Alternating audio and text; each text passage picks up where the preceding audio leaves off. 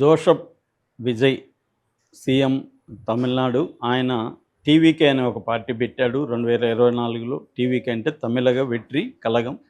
So ఆ party పెట్టి ఆయన 26 నెలల్లో సీఎం అయ్యాడు. సో ఆయన కలవమని ఇటు బీజేపీ ఒత్తిడి చేశారు, ఇటు ఏఐడిఎంకే ఒత్తిడి చేశారు తమతో కలవమని. కానీ ఆయన కలవలేదు. చివరి కాంగ్రెస్ కూడా అడిగింది, కలవలేదు.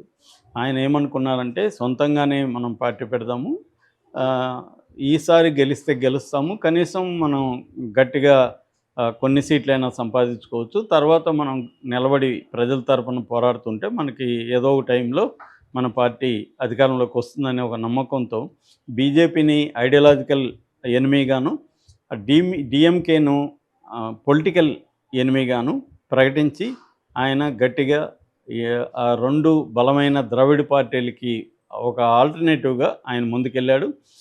యూత్ని అప్పీల్ చేశాడు. ముఖ్యంగా జనరేషన్ జీ జనరేషన్ అంటాం కదా, జనరేషన్ జెడ్ లేదా దాన్ని జే అని పలుకుతారు.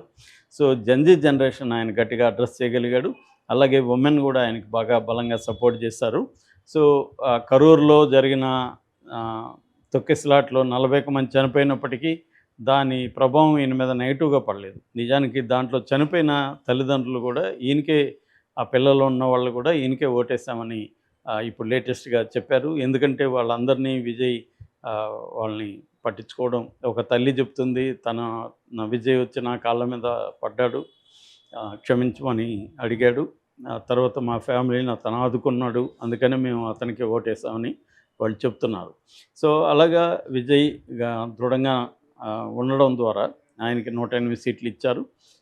ఆయన కోయిలేషన్ ప్రభుత్వాన్ని ఏర్పాటు చేశాడు. దాని తర్వాత ఏఐడిఎంకే చీలిక వర్గం కూడా ఆయనకి మద్దతు ఇచ్చింది. ఇప్పుడు 134 సీట్లతో ఆయన దృఢంగా ఉన్నాడు. సో ఇది అనివార్యంగా పవన్ కళ్యాణ్ కంపేర్ చేయడం మొదలుపెట్టారు. ఎందుకంటే పవన్ కళ్యాణ్ కూడా విజయ్లాగే ఇక్కడ సూపర్ స్టారు. తర్వాత విజయ్కి లేని బలం పవన్ కళ్యాణ్కి ఇక్కడ ఉంది. ఎందుకంటే విజయ్ని ఒక కులం ఓన్ చేసుకోలేదు. ఎందుకంటే విజయ్ వాళ్ళ నాన్న వెల్లార్ కులం అయినప్పటికీ ఆయన క్రిస్టియన్ అయిపోయాడు, కన్వర్ట్ అయిపోయాడు. వాళ్ళ ఫ్యామిలీ ఎప్పుడో కన్వర్ట్ అయిపోయింది. వాళ్ళ అమ్మేమో సికింద్రాబాద్ నుంచి వెళ్ళిన ఫ్యామిలీ, తమిళ వాళ్ళే, బట్ సికింద్రాబాద్లో ఉండేవాళ్ళు. వీళ్ళమ్మ శోభా గారి అమ్మ నాన్న ఇక్కడ ఉండేవారు. ఇక్కడ నుంచి వాళ్ళు వెళ్ళారు. సో ఆమె Hindu. So Hindu Christian interfaith marriage. ఆ మ్యారేజ్లో పుట్టిన అబ్బాయి ఇతను. నిజానికి ఇతనికి ఒక కులం కానీ ఒక మతం కానీ ఉండదు. అందుకే కులానికి బదులుగా తమిళని స్కూల్లో రాయించారు. సో అందువల్ల ఒక కులం అతన్ని ఓన్ చేసుకోలేదు. ఒకవేళ క్రిస్టియన్స్ ఓన్ చేసుకున్నారని చెప్పుకోవడానికి కూడా క్రిస్టియన్స్ పాపులేషను 5-6% కంటే ఎక్కువ తమిళనాడులో లేదు. కాబట్టి విజయ్కి ఒక బలమైన వర్గం అనేది ఏదీ లేదు. కానీ పవన్ కళ్యాణ్కి అలా కాదు. కాపు సామాజిక వర్గం 22-25% మొత్తం ఓట్లలో ఆ కాపు సామాజిక వర్గానికి ఉన్నాయి. వాళ్ళందరూ కూడా బలంగా పవన్ కళ్యాణ్ సీఎం కావాలని కోరుకున్నారు. ఎందుకంటే 1983 నుంచి రెడ్డి, కమ్మ వీళ్ళిద్దరే సీఎంలు అవుతున్నారు. బలమైన మూడో వర్గం కాపు సామాజిక వర్గం నుంచి ఎవరూ కాలేదు. చిరంజీవి అవుతాడు అనుకున్నారు, ఆయన కాలేదు. తర్వాత పవన్ కళ్యాణ్ అయ్యే సామర్థ్యం ఉందని పవన్ కళ్యాణ్ని వాళ్ళు సపోర్ట్ చేశారు. కాబట్టి పవన్ కళ్యాణ్ కానీ విజయ్లాగా ముందు నుంచి కూడా ఇటు తెలుగుదేశాన్ని ఇటు వైసీపీని ధిక్కరించి ఇద్దరిని ఎనిమీస్గా ప్రకటించి తను ఒక థర్డ్ ఫ్రంట్గా, తాను ఒక డిఫరెంట్ ఆల్టర్నేటివ్గా కానీ ఆయన గట్టిగా వచ్చునుంటే ఆయన కూడా అయ్యుండేవాడు అన్న చర్చలు బలంగా వచ్చాయి. దీనికి పవన్ కళ్యాణ్ సమాధానం ఇవ్వలేదు ఇప్పటివరకు. దానికి కారణం ఏంటంటే ఆయనకి అనారోగ్యం, రెస్ట్ తీసుకుంటున్నాడు. అయితే నిన్న ఆయన దానికి సంబంధించి వాళ్ళ పార్టీ సభ్యత్వానికి సంబంధించిన ప్రోగ్రామ్స్లో పాల్గొన్నప్పుడు దీని మీద ఆయన మాట్లాడి ఆయన ఏం చెప్తున్నాడంటే, ఊర్లో కుక్కల పెళ్ళికి డాష్ హడావిడి, అది అందరికీ తెలుసు సామెత. ఊర్లో కుక్కలు కాదు, ఊర్లో పెళ్ళికి కుక్కల హడావిడి అన్న ఒక సామెత అందరికీ తెలుసు. అంటే ఎవరో పెళ్ళికి ఇంకెవరో హడావిడి అన్నట్టుగా, అక్కడెక్కడో విజయ్ గెలిస్తే వీళ్ళు నా హడావిడి చేస్తూ నన్ను లాగుతున్నారు అన్నట్టుగా ఆయన సరదాగా చెప్పినట్టుగా ఆయనకి అది బాగా ఇబ్బందికరంగా మారింది. ఎందుకంటే అనేక మంది మెసేజ్లు కూడా పెడుతున్నారు, మీరు కూడా అలా ఉండుంటే అయ్యి ఉండేవాళ్ళు సార్ అని. అంటే ఈ పొత్తుల్లోకి పోయి అనవసరంగా ఇప్పుడైతే ఆయనకి ఇంకొక 15-20 ఇయర్స్ సీఎం అయ్యే అవకాశాలు లేవు. ఎందుకంటే ఆయనే అంటున్నాడు 15-20 ఇయర్స్ ఇదే కూటమి ఉంటుందని. ఇదే కూటమి ఉంటే చంద్రబాబు ఇప్పుడున్నాడు. దాని తర్వాత ఖచ్చితంగా లోకేష్‌నే సీఎం చేస్తారు తప్ప ఈయన్ని సీఎం చేసే ప్రసక్తి లేదు.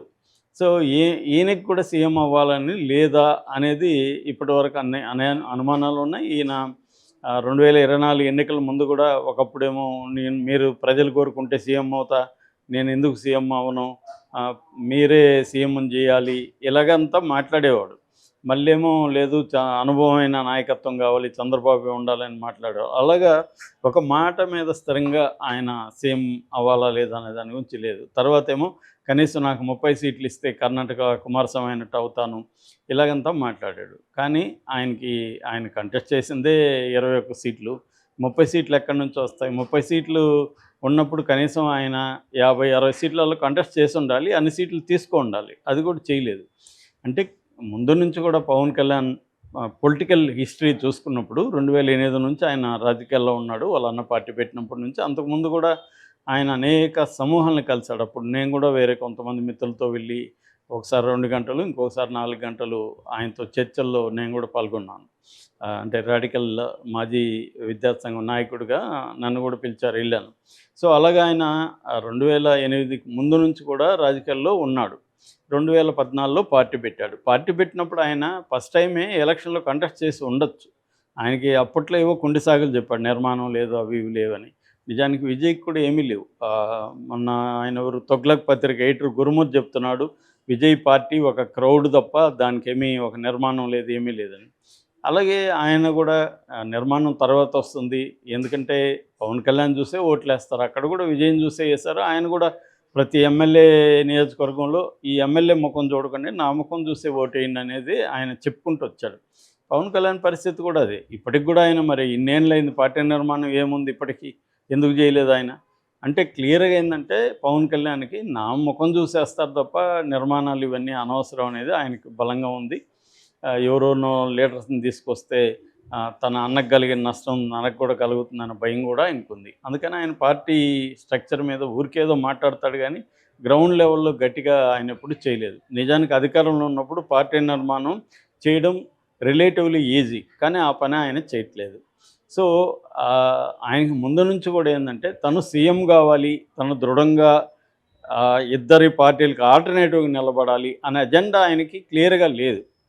ఆయనే చెప్పాడు కూడా, నాకు ముఖ్యమంత్రి అవ్వాలని నేను పార్టీ పెట్టలేదు అని చెప్పాడు. అంటే ఇంక మరి గోల్ ఏంటి ఆయన గోల్ క్లియర్గా జగన్ని ఓడించడం తప్ప వేరే గోల్ లేదు ఆయనకి. ముందు నుంచి కూడా అదే గోలు. అయితే ఆ గోల్ క్లియర్గా అనేక సార్లు కూడా చెప్పాడు, జగన్ని నేను రానివ్వను, అధికారంలోకి రానివ్వను అని అనేక సార్లు ఆయన చెప్పుకుంటూ వచ్చాడు. ఆ గోల్ ఉన్నప్పుడు జగన్ ఓడిపోవాలంటే ఏం చేయాలో అదే చేస్తాడు. సో ఆయనకి క్లారిటీ ఉంది. ముందు నుంచి కూడా రాజకీయ స్పష్టత పవన్ కళ్యాణ్కి ఉంది. లేదని చాలామంది అనుకుంటారు, కానీ ఆయన క్లియర్గా ఉన్న రాజకీయ స్పష్టత ఏమంటే జగన్ అధికారంలోకి రాకూడదు అనేది ఆయన రాజకీయ గోల్. అంతేగాని ఆయన సీఎం కావాలనేది ఆయనకు గోల్ లేదు. ఈ జగన్ అధికారంలోకి రాకూడదనే గోల్ కోసం ఆయన అనేక యూటర్న్లు, ఎల్ టర్న్లు, అన్ని టర్న్లు తీసుకుంటుంటాడు. గోల్ అయితే అది. ఆ గోల్ నెరవేర్చడానికి యూటర్న్ తీసుకోమంటే యూటర్న్ తీసుకుంటాడు, ఇంకో టర్న్ తీసుకోమంటే ఇంకో టర్న్ తీసుకుంటాడు. సో 2014లో అలా వెళ్ళాడు. మళ్ళీ 2019కి వచ్చేసరికి 14లో ఆయన స్ట్రాటజీ ఫలించి చంద్రబాబు సీఎం అయ్యాడు.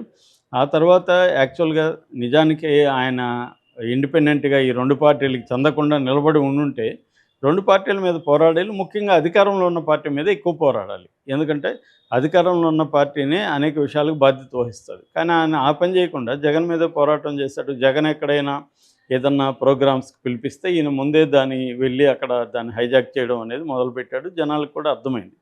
సో అలాగే ఆయన చేశాడు. తర్వాత 2009లో మళ్ళీ ఆయన ఇండిపెండెంట్గా అంటే ఈ పొత్తు లేకుండా నిలబడ్డారు. అయితే ఇటు మాయావతి, ఇటు సిపిఐ సిపిఎంతో కలిసి నిలబడ్డారు. దానికి కూడా ప్రధాన కారణం అంటే చంద్రబాబుకి యాంటీ ఇన్కంబెన్సులు చీలి జగన్ వైపు వెళ్ళకూడదు అనేది ఆయనకి కోరిక. ఆ గోల్ ప్రకారం నిలబడ్డాడు. కానీ అప్పుడు ఆయన ఫెయిల్ అయ్యాడు. తర్వాత 2024లో మళ్ళీ జగన్ యాంటీ ఇన్కంబెన్సీ ఓట్లు చీలకూడదు ఇప్పుడు. సో అప్పుడేమో చంద్రబాబు యాంటీ ఇన్కంబెన్సీ ఓట్లు చీలిపోతే జగన్ మొత్తం పోవనేది అప్పుడు టాక్టిక్స్.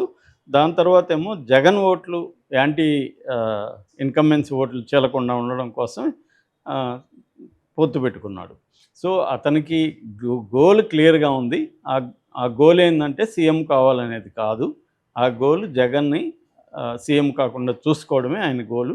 కాబట్టి ఆయన గోల్ క్లారిటీ ఉన్నప్పుడు ఆయన మాట్లాడిన దాంట్లో తప్పు లేదు. విజయ్‌తో పోల్చడం, తమిళనాడు రాజకీయాలతో పోల్చడం కరెక్ట్ అయితే కాదు. ఆయన గోల్‌ని దృష్టిలో పెట్టుకుంటే. కానీ అభిమానులు ఆయన సీఎం కావాలనుకునేవాళ్ళు ఆహ్, ఈ ఈ కంపారిజన్ ఖచ్చితంగా చేస్తారు. ఇక్కడ ఇంకొక విషయం కూడా చెప్పాలి. ఇది ఎక్కువగా వైసీపీ ప్రమోట్ చేస్తుంది. ఏంటి విజయ్‌ని కంపేర్ చేస్తూ వైసీపీ చేస్తుంది. వైసీపీ గోల్ ఏంటి? పవన్ కళ్యాణ్‌ని ఎట్టి పరిస్థితుల్లో కూటమి నుంచి విడదీయగలిగితే ఓట్లు చీలితే తాము గెలుస్తాము అనేది వాళ్ళకున్న గోల్. అందుకని కలవకుండా చూసుకోవడానికి అనేక రకాలు ట్రై చేస్తూనే ఉన్నారు. అది సాధ్యం కాలేదు. అది సాధ్యం కానప్పుడు కాపుల్ని పవన్ కళ్యాణ్ నుంచి దూరం చేయాలనేది వాళ్ళ సెకండ్ గోల్. అంటే పవన్ కళ్యాణ్‌ని కూటమి నుంచి దూరం చేసి స్వతంత్రంగా పోటీ చేయించాలి. అది కుదరనప్పుడు కాపుల్ని, ఎందుకంటే కాపులే ఈయన బలం కాబట్టి కాపుల్ని ఈయన నుంచి దూరం చేయాలని ఒక ప్లాన్ కూడా జగన్ వేశాడు. దానికి అనుగుణంగా కూడా వాళ్ళు ఈ ఇష్యూని తీసుకొచ్చారు.